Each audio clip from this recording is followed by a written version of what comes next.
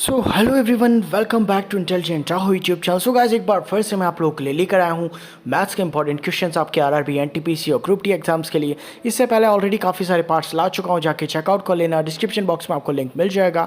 और यार ये सारे क्वेश्चन ट्राई करने की कोशिश करना, क्योंकि ये आपके आरआरबी, एनटीपीसी और ग्रुप डी एग्जाम्स के हिसाब से काफ़ी इंपॉर्टेंट है। इवन अगर आप लोग एसएससी का एग्जाम्स देने वाले हो तो ये उसके लिए भी काफ़ी इंपॉर्टेंट क्वेश्चन होने वाले हैं। तो चलो शुरू करते हैं। शुरू करने से पहले मैं आपको बता दूँ, अगर आप लोग चैनल पर नए हो तो सब्सक्राइब करो, बेल आइकन को दबाओ, क्योंकि इस टाइप की वीडियोस में लाता रहता हूँ। तो चलो शुरू करते हैं। तो आपका पहला क्वेश्चन दे रखा है, ग्लिसरीन के एक 50 लीटर के मिश्रण में एक नमूने में 20% की अशुद्ध मिलावट पाई गई। इसमें कितनी शुद्ध ग्लिसरीन मिलाई जाए ताकि अशुद्धता की प्रतिशतता 5% रह जाए। तो देखो, अब यहाँ पर आपको 50 लीटर मिश्रण दे रखा है। इसमें आपकी जो है ग्लिसरीन है वो आपका 40% है, तो 40%, ठीक है। तो आपका 40%, सॉरी, ग्लिसरीन आपका 40 नहीं है, ग्लिसरीन आपका 80% है, ठीक है। तो ग्लिसरीन 80% है। और आपकी जो अशुद्धि है तो हम लोग कह लेते हैं कि डी से कर लेते हैं इसको, ठीक है। तो यहाँ पर डी जो है आपकी, तो वो कितनी है आपकी 20% है, ठीक है। तो अब ये कह रहा है इसमें कितनी शुद्ध ग्लिसरीन मिलाई जाए कि जो अशुद्धता का प्रतिशत है वो 5 ही रह जाए। यानी कि आपकी जो डी होगी वो तो 5 रह जाएगी और ग्लिसरीन आपका 95 हो जाएगा, ठीक है। तो सबसे पहले हम लोग निकाल लेते हैं कि आपकी ग्लिसरीन होगी कितनी मिक्सचर में। तो आपको पता है 50 लीटर का मिश्रण है, ठीक है। टोटल रेशो कितने का, 80 और 20 100 का।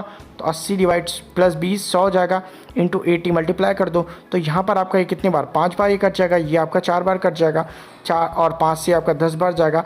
यानी कि आपको पता चल गया कि आपका जो 40 लीटर है वो तो ग्लिसरीन है शुद्ध, ठीक है। तो अभी तो हमने ये पता कर लिया 40 लीटर ग्लिसरीन है और आपकी जो 10 लीटर है वो आपकी अशुद्धि है, ठीक है, यानी कि डी मान लेते हैं। तो अब यहाँ पर देखो कि आपका यहाँ पर जो नया रेशियो आया है वो कितना है, 95 और 5।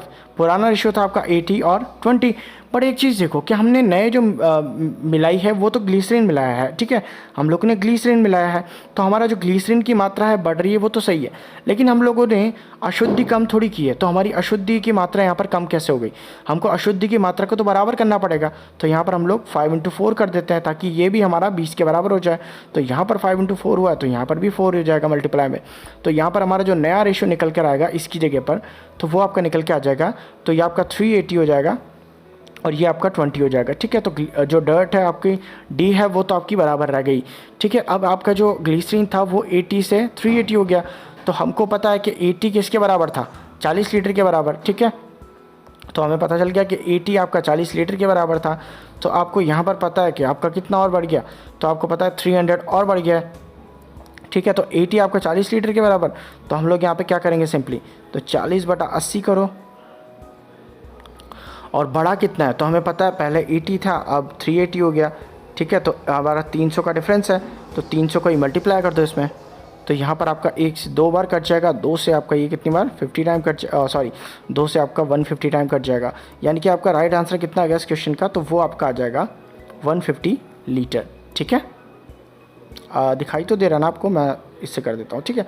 तो 150 लीटर जो है आपका नया ग्लिसरीन मिलाया गया, फाइन। अब नेक्स्ट क्वेश्चन देख लो। तो यहाँ पर आपको दे रखा है कि आपका जो है 25 लीटर नमक के घोल में नमक की मात्रा 6% है। तदनुसार उस घोल में कितना पानी और मिला दिया जाए कि नमक की मात्रा 5% हो जाए, ठीक है। तो अभी हमको पता है कि नमक एक नमक का घोल है, ठीक है। तो नमक और वाटर रहा होगा, तो हम लोग मान लेते हैं कि सॉल्ट और वाटर का आपका मिक्सचर है, ठीक है। तो सॉल्ट का कितना बता रखा है, वो 6% बता रखा है। यानी कि 6% आपका सॉल्ट है, तो 94% आपका वाटर रहा होगा, ठीक है। अब वो कह रहा है कि इसमें कितना और पानी मिला दिया जाए कि नमक की मात्रा 5% रह जाए। यानी कि जो आपका सॉल्ट है वो 5% रह जाए और वाटर आपका 95% हो जाए।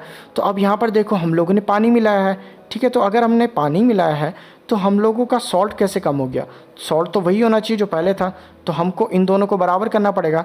तो बराबर करने के लिए हम क्या कर सकते हैं, ऊपर मल्टीप्लाई कर सकते हैं 5 का, नीचे मल्टीप्लाई कर सकते हैं 6 का, ठीक है। तो दोनों 30 हो जाएंगे। तो चूंकि इसमें मल्टीप्लाई कर रहे हैं तो इसमें भी मल्टीप्लाई होगा, तो यहाँ पर भी 5 मल्टीप्लाई और यहाँ पर 6 मल्टीप्लाई, ठीक है। तो यहाँ पर हम लोगों का जो सॉल्ट है वो तो ऊपर नीचे कितना आ जाएगा, ये नया रेशियो लिख लेते हैं हम लोग यहाँ पर। तो यहाँ पर ऊपर आ गया 30 और 94 × 5 आपका कितना आ गया, तो 9 पंजे 45 और 4 पंजे 20, यानी कि 470, ठीक है। तो 470 आपका आ गया। और वहीं नीचे की साइड वाला जो रेशियो है वो आपका वापस से 30 सॉल्ट तो 30 रहेगा और पानी आपका हो जाएगा 9 × 6 = 54 और 5 × 30, दैट मीन्स 570, ठीक है। तो हमारा जो है पानी कितना बढ़ गया, तो वो हमको पता है कि यहाँ पर आपका 100 का डिफरेंस है। तो 100 जो है आपका पानी बढ़ गया। तो पहले कितना पानी था, पहले घोल कितना था आपका 25 लीटर का था, ठीक है। तो 25 लीटर में 95 या फिर 95 नहीं, हम लोग ये वाला रेशो लेंगे अब, तो 470 + 30, तो ये आपका टोटल कितना हो जाता है, तो ये आपका हो जाता है 470 + 30 आपका 500, ठीक है। तो 500 आपका किसके बराबर था, तो वो था आपका 25,000 मिलीलीटर के बराबर, ठीक है भाई। 25 लीटर को हम लोग 25,000 मिलीलीटर भी बोल सकते हैं। तो यहाँ पर आपका 500 अगर 25,000 के बराबर है, तो यहाँ पर 25,000 डिवाइड 500 और अपॉन में कितना हमने पानी बढ़ाया है, तो उसका रेशियो आपका 100, तो यहाँ पर 100 से मल्टीप्लाई कर दो, 2 0 से 2 0 चल जाएंगे, 5 से आपका जाएगा ये कितना 25 बार, तो 5 पंजे 25 और यहाँ पर आपका 5,000 आ जाएगा। दैट मीन्स आपका कितना आ गया आंसर यहाँ पर 5,000 मिलीलीटर, यानी कि आपका 5 लीटर के बराबर, ठीक है। तो यही आपका राइट आंसर होगा, यानी कि ऑप्शन कौन सा सही होगा आपका, ऑप्शन 2, ठीक है। चलो नेक्स्ट क्वेश्चन देख लेते हैं। यहाँ पर देखो, किसी परीक्षा में 75% विद्यार्थी ए श्रेणी में सफल हुए और 82% विद्यार्थी बी श्रेणी में सफल हुए तथा 15% दोनों श्रेणियों में असफल हुए। इस प्रकार परीक्षा में सफल होने वाले विद्यार्थियों की संख्या 540 है। तो परीक्षा में सम्मिलित होने वाले कुल विद्यार्थियों की संख्या क्या थी, ठीक है। तो इस टाइप के क्वेश्चंस को कैसे करना है तो मैं आपको बता देता हूँ। यहाँ पर हम लोगों को सर्किल बनाने पड़ेंगे, तो यहाँ पर मैं सर्किल ले लेता हूँ पहले तो अपने, तो सर्किल हम लोग ले लेते हैं, ठीक है। तो यहाँ पर मैं 2 सर्किल बना लेता हूँ, एक तो ये रहा और दूसरा आपका ये रहा, सॉरी थोड़ा बड़ा हो गया, ठीक है। तो यहाँ पर ये रहा, तो हमने 2 सर्किल बना लिए, फाइन। तो अब हम लोग मान लेते हैं कि 75% ए श्रेणी में सफल हुए, ठीक है। तो हम लोग मान लेते हैं इसको कि ये आपका ए श्रेणी है और ये आपकी बी श्रेणी है। अब इसमें जो है 75% सफल हुए हैं, ठीक है, और दूसरे में आपके कितने 82% सफल हुए हैं, तो यहाँ पर 82% लिख दो। अब वो कह रहा है कि 15% दोनों श्रेणियों में असफल हुए हैं, ठीक है। तो अब इसको कंफ्यूज मत करना, यहाँ पर सफल लिख रखा था, यहाँ पर असफल लिख रखा है, यानी कि हमको इसको भी सफल में चेंज करना पड़ेगा। जो हम लोग कैसे कर सकते हैं, तो हमें पता है कि अगर 15% दोनों श्रेणियों में असफल हुए हैं, तो यानी कि 100 - 15 आपके कितने दोनों श्रेणियों में सफल हुए होंगे, यानी कि 85% जो है वो दोनों श्रेणियों में सफल हुए होंगे, ठीक है। तो वही 85% आपका बीच में आ जाएगा, ठीक है। तो यहाँ पर आपका 85% आ जाएगा। अब यहाँ पर क्या करते हैं, जब भी आपको ये तीनों वैल्यूज़ मिल जाती हैं तो आपको जोड़ना है, ए और बी की वैल्यूज़ को आपको जोड़ना है और जो सी की वैल्यू होती है उसको घटा देना है, यानी कि मिक्स वाली जो कॉमन वैल्यू होती है। तो यहाँ पर हम लोग जोड़ लेते हैं, तो यहाँ पर आपका ए + बी और इसको हम लोग मान लेते हैं कि सी, ठीक है, कॉमन है ना, तो सी मान लेते हैं, तो सी कर लेते हैं। तो यहाँ पर ए आपका हो जाएगा 75%, बी आपका हो जाएगा 82% और माइनस आपके 85%, ठीक है। तो यहाँ पर देख लो कि आपका 82 और 85 यहाँ पर आपका -3 हो जाएगा, तो यहाँ पर जो है आपका कितना आ जाएगा 72, ठीक है। तो 72% आ गया। तो अब देखो ये 72% कौन है, जो लोग सफल हुए हैं, ठीक है। तो ये लोग आपके सफल होने वाले लोग हैं, तो सफल हुए लोग आपके 72% हैं। तो हमसे पूछा क्या है कि अगर परीक्षा में कुल विद्यार्थी जो सफल हुए हैं वो आपके 540 हैं, ठीक है। तो 540 कुल विद्यार्थी आपके सफल हुए हैं, तो यानी कि हम लोग यहाँ से निकाल सकते हैं, अगर 540 विद्यार्थी कुल सफल हुए हैं आपके, तो यहाँ पर हम लोग क्या कर सकते हैं, जो आपके 72% है वो एक्चुअल में 540 के बराबर है। तो 72% अगर आपके 540 के बराबर हैं, तो आपका 1% कितने के बराबर होगा, 540/72 के, तो आपके 100% यानी कि टोटल विद्यार्थी कितने के बराबर होंगे, तो 100 × 540/72। तो यहाँ पर हम लोग इसको काट लेंगे, ये कितनी बार कटेगा, तो ये आपका कट जाएगा 18 × 6 = 18 × 54 = 1872 और ये 18 × 6 = 18 × 54, यानी कि 3 टाइम ये आपका 25 बार चला जाएगा 25। तो यहाँ पर आपका आ जाएगा 25 × 30, तो 25 × 30 जो है वो आपके टोटल स्टूडेंट्स होंगे, यानी कि 750 आपका आंसर होगा। यानी कि ऑप्शन कौन सा आपका सही होगा, तो ऑप्शन 1 आपका राइट आंसर होगा, ठीक है। ऑप्शन 1 आपका राइट आंसर होगा। तो यहाँ पर आपको क्वेश्चन में दिया हुआ है कि एक व्यक्ति अपने धन का 20% अपने बड़े लड़के को देता है, शेष का 30% अपने छोटे लड़के को देता है। इसके बाद बचे हुए धन का 10% एक विद्यालय में निर्धन बालकों के लिए देता है। अंत में उसके पास 100 रुपये 80 पैसे बचते हैं। तो बताएं उसके पास कुल कितना धन था, ठीक है। तो इसको करने का सबसे शॉर्ट तरीका तो यही है कि आप लोग उसका धन मान लीजिए X% था, ठीक है। तो हम लोग X मान लेते हैं। नाउ हमको पता है कि वो 20% जो है वो किन को दे रहा है, अपने बड़े लड़के को दे रहा है। तो अगर 20% वो दे रहा है तो आपके उसके पास बचेगा कितना, उसके पास बचेगा 80%। तो यानी कि 80/100 उसके पास बच जाएगा, ठीक है। देन वो कह रहा है कि इसका बचा हुआ जो बचा उसका 30% वो अपने छोटे लड़के को दे रहा है। तो अगर वो 30% अपने छोटे लड़के को दे रहा है, दैट मीन्स 100 में से 30 चले गए तो 70% बचेगा, तो 70% उसके पास बच जाएगा, ठीक है। नाउ वो कह रहा है कि जो बचा है उसका 10% वो एक विद्यालय में दे देता है। तो अगर 10% उसने दे दिया तो उसके बाद 100 - 10 यानी कि 90% बचेगा। तो ये टोटल राशि उसके पास बचेगी, लेकिन हमको क्वेश्चन में दिया हुआ है कि उसके पास बचेंगे 100 रुपये और 80 पैसे, ठीक है, जिसको हम लोग लिख सकते हैं, थोड़ा सा इधर लेना पड़ेगा, ठीक है। तो हम लोग लिख सकते हैं इसको 100 सही 80/100 रुपये, ठीक है। तो ये हम इसको रुपए में कन्वर्ट कर देते हैं पूरा। नाउ हम लोग काट लेते हैं क्या क्या हमारे पास कट रहा है, ठीक है। तो यहाँ पर मैं काट देता हूँ। तो यहाँ पर ये आपका 4 बार कट जाएगा, ये आपका 5 बार कट जाएगा, ये आपका 1 0 से 1 0 चला जाएगा, 1 0 से 1 0 चला जाएगा, यहाँ पर आपका 4 टाइम और ये आपका 5 टाइम कट जाएगा, ठीक है। तो यहाँ पर हम लोग इसको सॉल्व कर लेते हैं क्या क्या हमारा निकल के आएगा। तो यहाँ पर देखो आपका x सही और यहाँ पर 4/5 आ जाएगा, देन आपका 7/10 आ जाएगा, देन आपका 9/10 आ जाएगा, एंड देन आपका आ जाएगा यहाँ पर 500 और 500 4/5। तो ये आपके पास इधर आ गया। नाउ हम लोग क्या कर सकते हैं, अब इसकी जो जो कट रहा है वो काट लेते हैं, जो नहीं कट रहा उसको उधर ले जाते हैं। तो यहाँ पर मैं इसको काट के देखता हूँ।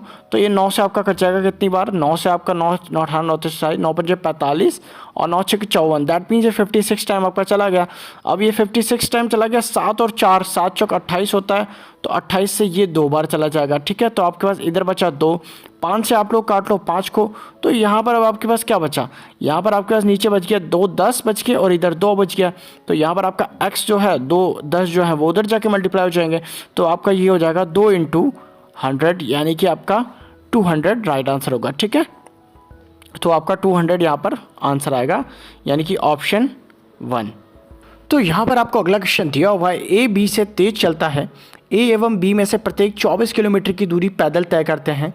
उनकी चालों का योगफल 7 किलोमीटर पर आवर और उनके द्वारा लिया गया समय 14 घंटे, यानी कि टोटल जो समय है वो 14 घंटे। तो ए की चाल ज्ञात कीजिए, ठीक है। तो सबसे पहले तो ये चीज़ याद रखना कि आपका जो ए है वो बी से तेज चल रहा है, ठीक है, ये हमको याद है। अब यहाँ पर देखो ए और बी जो है वो प्रत्येक 24 किलोमीटर दूरी तय कर रहे हैं। तो हम लोग मान लेते हैं ए के द्वारा लिया गया समय कितना होगा, AT = आपका हो जाएगा 24 तो ए की स्पीड हो जाएगी आपकी AS, ठीक है। उसी तरीके से आपका बी के द्वारा लिया गया टाइम हम लोग कह सकते हैं 24 किलोमीटर ये भी चला, और बी की जो स्पीड है उससे ये टोटल डिस्टेंस और आपकी स्पीड, तो ये आपका AT हो गया और ये आपका BT हो गया। अब हम लोग को क्या दे रखा है, AT यानी कि ए के द्वारा लिया गया समय और बी के द्वारा लिया गया समय कितना है, टोटल 14 घंटे हैं। तो हम लोग क्या करते हैं, इन दोनों को यहाँ पर भी जोड़ देते हैं। तो यहाँ पर हम लोग AT और BT को जोड़ देते हैं। तो जैसे ही हम लोग यहाँ जोड़ते हैं तो आपका क्या हो जाएगा, यहाँ पर 24/AS + 24/BS, ठीक है। और ये आपका इक्वल कितने का दे रखा है, तो यहाँ पर आप लोग देख सकते हो कि आपका ये AT + BT कितना दे रखा है, यानी कि ए के द्वारा लिया गया समय, बी के द्वारा लिया गया समय, तो ये आपका 14 घंटे। तो हम लोग यहाँ पर 14 लिख देंगे, ठीक है। नाउ हम क्या करेंगे, एलसीएम ले लेते हैं नीचे। तो यहाँ पर हम लोग जैसे एलसीएम लेते हैं तो AS और BS आपका हो जाएगा, ऊपर यहाँ पर 24 हो जाएगा और यहाँ पर आपका BS मल्टीप्लाई हो जाएगा, प्लस यहाँ पर आपका 24 हो जाएगा और AS मल्टीप्लाई हो जाएगा, ठीक है। तो ये आपका ऊपर आ गया। नाउ यहाँ पर आपका 14 ऐसा का ऐसा ही रहेगा। अब इधर सॉल्व कर लेते हैं। तो यहाँ पर देखो 24 BS है, तो यहाँ पर हम लोग क्या करते हैं, 24 को कॉमन ले लेते हैं। तो 24 को हम लोग जैसे ही कॉमन लेते हैं तो हमारे पास यहाँ आ जाएगा ऊपर AS + BS, ठीक है, क्योंकि प्लस का साइन है तो हम लोग चेंज कर सकते हैं। और ये जो AS और BS है वो 14 से मल्टीप्लाई हो जाएगा। तो यहाँ पर आपके पास आ जाएगा AS BS, ठीक है, 14 का। अब यहाँ पर आप लोग देख सकते हो A की स्पीड + B की स्पीड आपको दी रखी है क्वेश्चन में, जो कि है आपकी 7 किलोमीटर पर आवर, ठीक है। तो इसी को हम लोग रख देंगे AS + BS की जगह पे। तो यहाँ पर हम लोग वैल्यूज़ रख देते हैं 24 × आपका 7 किलोमीटर पर आवर, और यहाँ पर आपका जो AS BS है इसको इधर ही रहने देते हैं, और आपका जो 14 है उसको ले आते हैं इधर, यानी कि नीचे। तो यहाँ पर आपका 7 से 2 बार चला जाएगा, 2 से आपका 12 टाइम काट देगा 24 को। तो यहाँ पर हमारे पास आ गया AS और BS = कितना, 12। तो यानी कि हमारे पास AS BS = 12 आ गया। हमें पता है AS + BS आपका 14 है। तो यहाँ पर आप लोग देख सकते हो, सॉरी, आपकी A की स्पीड + B की स्पीड आपकी कितनी है, 7 है। तो यहाँ पर हम लोग लिख सकते हैं, ठीक है, A S plus B S आपकी कितनी दे रखी थी, 7 दे रखी थी।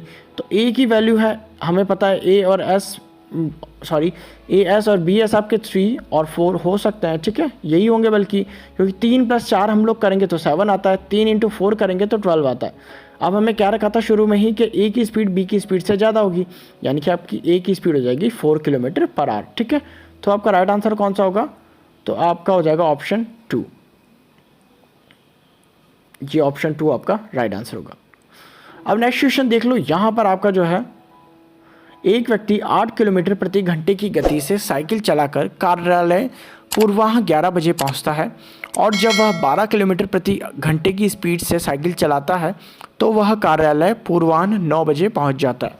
अगर उसे पूर्वाह्न 10 बजे कार्यालय पहुँचना है तो उसे किस गति से साइकिल चलानी होगी, ठीक है। तो इसका तो सबसे पहले मैं आपको फॉर्मूला आप सभी को याद ही होगा, अगर नहीं पता है तो मैं आपको एक बार फिर से याद करा देता हूँ। उसका फॉर्मूला होता है आपका m1 × m2 अपॉन में आपका m1 - m2 और इनटू आपका टाइम डिफरेंस, और ये तो आपका इक्वल टू डिस्टेंस के बराबर, ठीक है। तो m1 क्या होगा, यहाँ पर आपकी स्पीड होगी 1, यानी कि स्पीड 1 क्या है आपकी 8 km/h। स्पीड 2 क्या है आपकी, तो वो है 12 km/h, ठीक है। अब इन दोनों का डिफरेंस, तो इन दोनों का डिफरेंस आपका क्या हो जाएगा, पॉजिटिव आएगा, हमेशा एक चीज़ याद रखना, तो यहाँ पर 4 km/h आ जाएगा। अब यहाँ पर आपका टाइम डिफरेंस पूछ रखा है, तो टाइम डिफरेंस आप लोग देखो, यहाँ पर आपको क्या रखा है कि यहाँ पर वो 8 किलोमीटर की स्पीड से जा रहा है तो 11 बजे पहुँच रहा है, वहीं अगर 12 किलोमीटर की स्पीड से जा रहा है तो 9 बजे पहुँच रहा है। तो 11 और 9 में कितने का डिफरेंस है, हमें साफ साफ पता चल रहा है कि 2 घंटे का डिफरेंस है, तो यहाँ पर 2 से मल्टीप्लाई हो जाएगा। और डिस्टेंस कितनी दे रखी है, डिस्टेंस तो दे ही नहीं रखी, तो चलो डिस्टेंस निकाल लेते हैं इसी टाइम। तो यहाँ पर 2 से ये 2 बार कट जाएगा, 2 से आपका ये कट जाएगा 4 बार, तो 12 × 36 12 × 4 48, that means 40 kilometre total distance है। तो 40 किलोमीटर अगर डिस्टेंस है तो यहाँ पर एक चीज़ देखो, वो हमसे कह रहा है कि अगर वो 8 km/घंटे की स्पीड से चलता है तो वो 11 बजे पहुँचता है।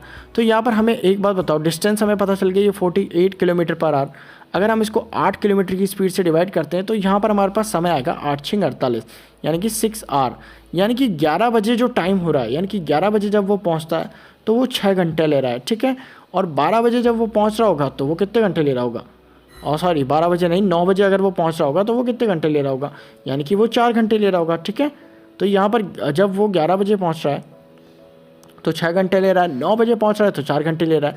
लेकिन हमसे क्वेश्चन में पूछा गया है कि वो किस स्पीड से चले कि वो 10 बजे कार्यालय पहुँचे, ठीक है। तो 10 बजे यानी कि इन दोनों के बीच में, तो हमें एक चीज़ तो पता चल गई कि 6 घंटे हैं और 4 घंटे हैं, तो इनके बीच में कितना होगा, 5 घंटे होंगे, ठीक है। तो यानी कि हमारी टोटल जो डिस्टेंस है वो 48 है, हमें 5 घंटे में कार्यालय पहुंचना है, तो डिवाइड कर देंगे सिंपली 5 को, तो यहाँ पर आपका 9 से जाएगा और 9.6, यानी कि आपका 9.6 km/h इसका राइट आंसर होगा, यानी कि आपका ऑप्शन 1 जो है वो इस क्वेश्चन का राइट आंसर होगा, ठीक है। अब लास्ट क्वेश्चन आपको दे रखा है, ये आपका डेप्थ का क्वेश्चन है, किस का, जब भी आपको इस तरीके का ऋण का क्वेश्चन आता है तो आपको इसी तरीके से करना है। काफ़ी अच्छी ट्रिक मैं आपको बताने वाला हूँ एक, तो चलो करते हैं इसको। तो यहाँ पर देखो, 3 वर्षों में 10% साधारण ब्याज पर दिए 1815 के ऋण को किस वार्षिक किस्त से मुक्त किया जाएगा, ठीक है। तो जब भी आपके पास ऋण शब्द आता है क्वेश्चन में, तो आपको क्वेश्चन को इसी तरीके से करना है जो मैं आपको बता रहा हूँ, ठीक है। तो यहाँ पर आपको सिंपली कुछ नहीं करना, आपको यहाँ पर 3 वर्ष दे रखे हैं और 10% रेट ऑफ इंटरेस्ट दे रखा है, तो हमको मानना है कि पहले वर्ष का उसका जो ब्याज होगा तो वो हो जाएगा उसका 100%, ठीक है, यानी कि पहले वर्ष तो वो 100% राशि देगा। दूसरे वर्ष वो देगा, तो दूसरे वर्ष वो देगा 100 में +10 कर दो, यानी कि 110%, और तीसरे वर्ष फिर 110 में फिर से 10 जोड़ दो, तो यानी कि वो देगा 120%, यानी कि पहले हमने इसमें +10 किया, फिर हमने इसमें भी +10 किया, और 3 वर्षों तक ये चलेगा। पहला वर्ष की शुरुआत हमेशा 100 से होगी, फिर उसके बाद जो रेट ऑफ इंटरेस्ट होगा वो इसमें जोड़ दिया जाएगा। तो यहाँ पर हमारा जो है 3 वर्षों का क्या आ चुका है, तो 3 वर्षों के बाद हमारे पास अमाउंट आ चुका है, जोड़ लो इसको, तो 0 2 1 3 और 330, यानी कि टोटल 330 रुपये देगा वो। लेकिन हमें क्वेश्चन में कितना दे रखा है, तो हमें क्वेश्चन में दे रखा है कि उसने 1815 के ऋण को चुकाया, तो 330 को हमें 1815 में काटना है, तो यानी कि 1815 जो है उसको हम लोगों को 330 से डिवाइड कर देते हैं। तो यहाँ पर जैसे हम लोग डिवाइड करते हैं, 11 से 3 बार जाएगा, 11 से आपका जाएगा ये कितनी बार, 1 बार, देन 7 बार जाएगा तो 11 × 6 66 बार चला जाएगा, देन 5 बचेगा तो 11 × 5 = 55, दैट मीन्स आपका ये बच गया 165 और सॉरी 11 तियाँ 30 बार, तो से 165 डिवाइड 30, ठीक है। तो यहाँ पर हम लोग 15 से ले जाते हैं, तो 15 दूनी 30, 15 एकम 15 और 15 एकम 15, ठीक है। तो यहाँ पर आपका 11/2 आ चुका है। तो 11/2 आपको पता है ये आ गया है। अब इस 11/2 को आपको पता है क्या करना है आपको, जो ऊपर ही ऊपर आपने जो लिया था, यानी कि रेट ऑफ इंटरेस्ट आपका सबसे फर्स्ट वर्सन में क्या आया था, 100 रुपये आया था। तो आपको इस 11/2 को मल्टीप्लाई कर देना है 100 से, यानी कि पहले वाले जो रेट आया था उससे। तो यहाँ पर जैसे आप लोग करते हो तो यहाँ पर आपके पास आंसर आ जाएगा 550 रुपीज़, और यही आपका क्वेश्चन का राइट आंसर होगा, ठीक है। तो इस टाइप के क्वेश्चन जब भी आपके पास आए जहाँ पर आपको ऋण दिया हुआ हो, तो ऋण के टाइम में आपको क्या करना है, सिंपली पहले वर्ष का 100 रुपये ही मानना है, दूसरे वर्ष से आपको जो रेट ऑफ इंटरेस्ट है वो जोड़ते जाना है उसमें, और फिर एंड में उन सबको जोड़ के और उसको जो भी आपको ब्याज पर दे जो राशि दे रखी है उसको आप लोगों को डिवाइड कर देना है, और उसको वापस से जो फर्स्ट वर्ष का जो आपने ब्याज दिया था उस पर मल्टीप्लाई कर देना है, तो आपका आंसर आ जाएगा। तो आई होप ये वीडियो आपको पसंद आया होगा। अगर वीडियो पसंद आया तो लाइक करना, चैनल पर नए हो तो सब्सक्राइब करना। मिलते हैं आपसे अगले वीडियो में, बाय बाय।